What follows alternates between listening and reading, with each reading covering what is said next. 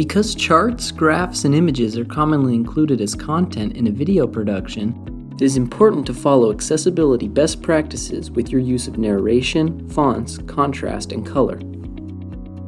This is especially true for productions that use screen recording of a slideshow presentation with audio narration. This voiceover format is often used to capture classroom lectures using software such as PowerPoint, Keynote, and Google Slides.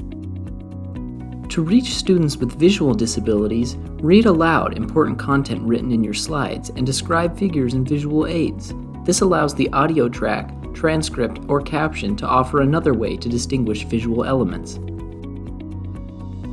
Use appropriate font sizes and font types. Use 20-point or larger font size for the slide titles. Use at least 18-point font size or larger for the slide content. Use sans serif fonts like Arial, Helvetica, or Verdana. Use mixed case, not all caps. Making content legible is essential for low vision and colorblind users. This is best achieved by providing sufficient color contrast between foreground and background.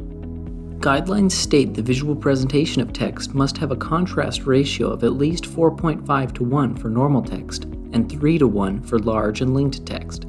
Large text is described as 18-point or 14-point bold or larger. There are many free color contrast analyzers available to gauge color contrast ratios. Color should not be used as the only way to convey meaning, prompt a response, or distinguish visual elements because it can make content inaccessible to blind and visually impaired learners. If color is used to convey meaning, instructors are encouraged to describe how color is used in their audio description of the presentation. Also, try to avoid using red and green to convey meaning or as the only way to differentiate content.